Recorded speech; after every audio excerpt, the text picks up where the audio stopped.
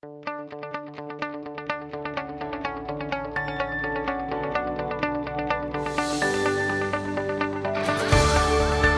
are listening to LOA Recon with the Good Vibe Coach Jeanette Ma, where we dissect the ins and outs and the art and science of conscious creation, all intended to amp up your manifesting game. Let's have some fun together.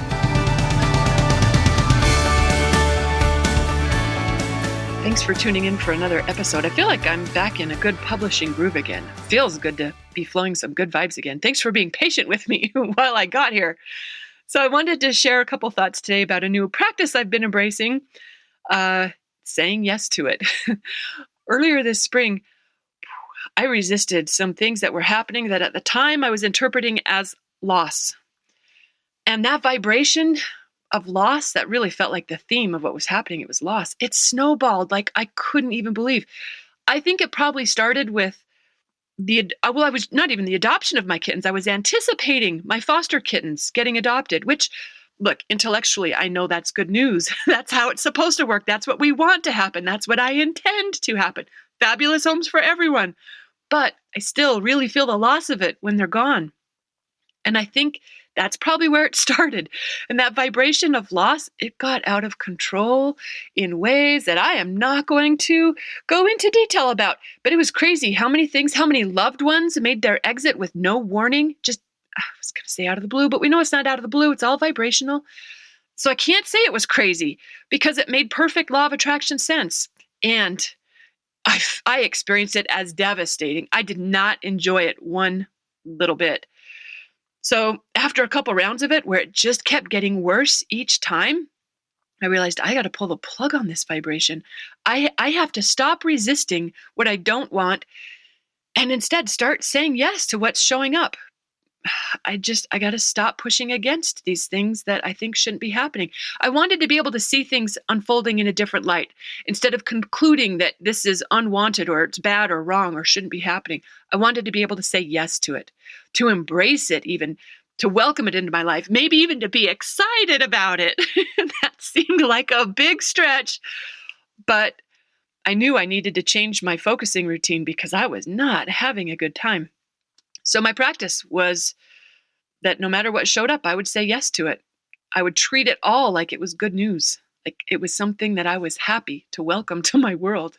And that was easy when it was like a summer rainstorm that changed my yard work plans for the day, or when I went shopping for pants. Instead of finding any pants, I found 8 fabulous new tops. I'm wearing one right now. Can you tell how much I like it? I could pull it off there, no problem. Where it got challenging was when the water master wasn't cooperating with my irrigation plans after I spent over $1,000 and a week with the understanding that my plan was approved. How am I supposed to say yes to these guys who were jerking me around? Or when the business attorney wrote back with the news that I did not want to hear. How am I supposed to say yes to the guy who's trying to assert trademark rights over the work I've been doing for 10 times as long as he has been on the internet? Or when my internet went out, and the ridiculous story of it all was that it was going to be out for a week, actually over a week. I can't even say it's going to be a week. It's still out. I don't know how long it's going to be. But even just a week offline, look, when they told me that, I was like, you're crazy. That cannot happen. But then I remembered my practice. Oh, I'm saying yes to this.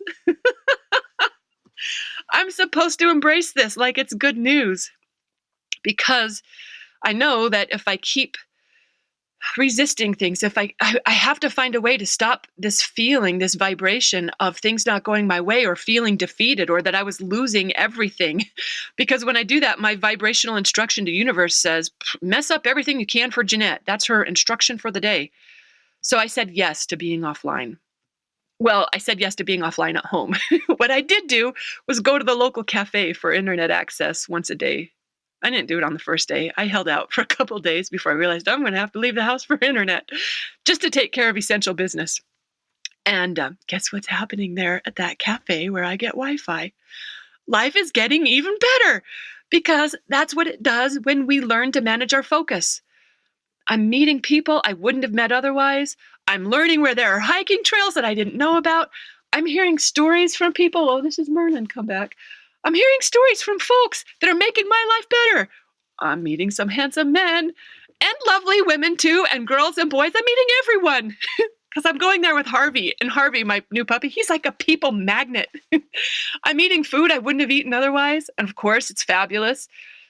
My puppy's getting socialized. Boy, I'm seeing my gorgeous area from another perspective. More than anything, I'm feeling a sense of community that was really missing for me before. Merlin, I need you to move, buddy.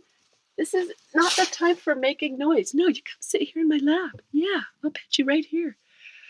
So I was enjoying it so much at the cafe that I decided even when my internet comes back, I'm still going to work there at least once a week or something like that. Or maybe I don't have to work. I just go with Harvey. I know I liked it and I want to be that kind of plugged in. And that's just what's happening at the cafe. Back at the ranch with no internet. That means I have no TV either. And I didn't watch a ton of TV before, but I watched at least one good story almost every night. And now there's nothing. There's no Alexa to play Rachel Maddow for me. And look, yes, I have a cell phone, but I don't use it the way most people use their cell phones. I just use it for texting occasionally and emergency phone calls when I'm away from home. I don't use my phone for surfing or emailing, at least I haven't. So I'm like really unplugged here at home now. And guess what that is? It turns out to be crazy cool. I'm really loving it in a way I didn't expect to at first. And I know it's because I decided to say yes to it. Universe wants me offline. Here I am.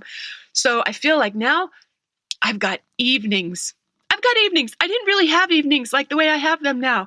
They're amazing. I can't say I've been missing them all along. I mean, I caught a sunset here and there, but now I'm like, you guys, it's like the event of the day. Come on, everyone, the sun is going down. We don't want to miss this. It's so pretty. And I kind of am living on pace with dogs now, meaning we're pretty relaxed. We're not getting distracted with too much. We're very present to what's happening here and now. And that's not much. And I kind of like it. I used to check email obsessively throughout the day. I don't think obsessive is an exaggeration. I'd probably be embarrassed to realize just how many times I checked email.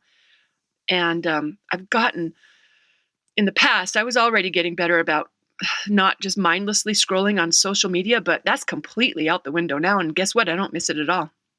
And for regular mail, I walk to my mailbox now. My mailbox isn't on my street.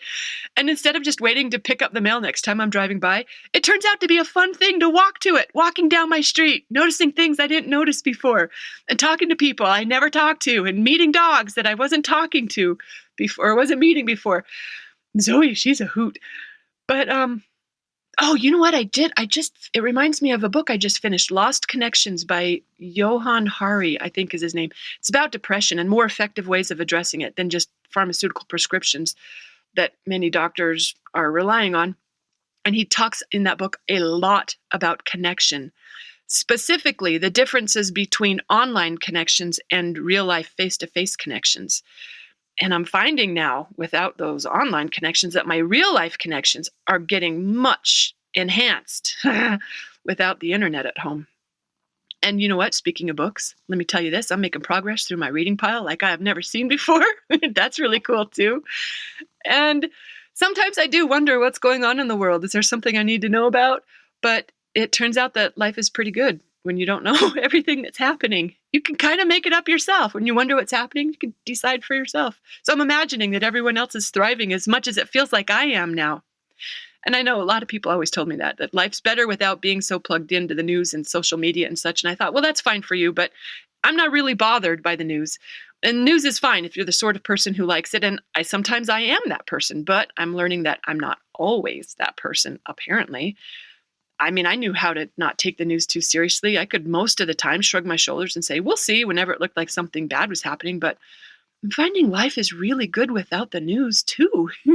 I wouldn't say we'd all be better off without it because I don't know what's good for everyone else. But for me, this kind of unplugged is turning out to be, it's a different kind of good. It's easy to enjoy. It's peaceful and relaxing. It's not as entertaining or exciting, but it's also not as upsetting or disturbing. It's a lot easier to imagine good things for us all when I don't know all the details of the challenges that the producers in the media like us to focus on. So it doesn't seem right to call it unplugged when I feel a lot more plugged in than before. I feel more present and available. I've got a whole new work pace flowing, like a whole new set of priorities. I got so much more efficient with work. In fact, the other day I had a list of 9 things that I needed the internet for, that I put them down on a sticky note so I wouldn't get home and realize that I'd forgotten something important. And I busted out that list so fast, I couldn't even believe it. I was like, oh my gosh, if I could do work this fast at home, how would that be? At home on a regular day, it would have taken like half the day. But I busted it out fast at the cafe because Harvey, my puppy, he literally, I'm not joking, he had a line of people who wanted to pet and play with him. He's a local rock star already. I'm really exaggerating. Maybe I'm exaggerating that he's a local rock star, but it was really fun to connect with everyone through the love of Harvey. He's so adorable. It kind of feels like community service to take him out into the world, because I imagine seeing him probably kicks everyone up a couple notches on the vibrational scale. Not exaggerating about that. I could tell as soon as someone spots him by the way their face lights up and they smile and they exclaim and they tell their friend and they point to Harvey's way. It still feels like serious community service. I could probably give up this podcast and the blog and just travel with Harvey to accomplish the same positive effects in the world. He's so adorable.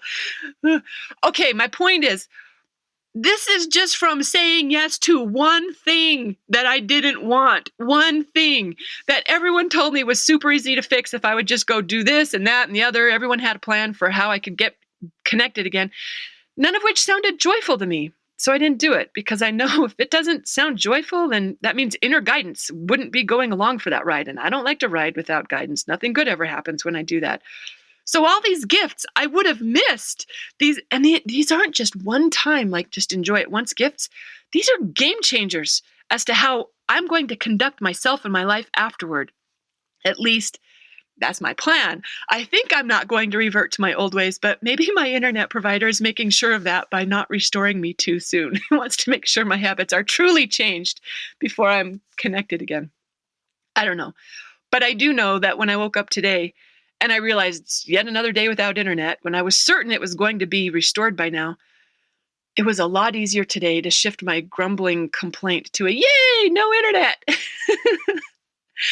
And I'm not saying it's easy to say yes to everything, but I am saying that whenever you approach something with celebratory energy, then universe thinks you've got something to celebrate, and it already knows what you want. It knows your idea of a good time, probably even better than you do. So when you say yay to whatever's happening, the universe says, cue the good news we've been holding on to for so-and-so. She just hit the jackpot. And life becomes a really amazing jackpot. It's like, wow, what other amazing thing can happen? Everything is so cool. And you know what? I can say this now, but I could not say this on those early days of the hits I was taking. But once I could change my mind about it, I did. And I should say I am changing my mind about it, because it's a process. It's not just a one-time thing, but it's a process worth engaging. And that's why I recorded this for you today. I hope you enjoyed it. Thanks for listening. And you can find pictures of Harvey on my Facebook page if you need a different vibe booster than what I intended this recording to be for you. Thanks for listening. Love you lots, and happy manifesting.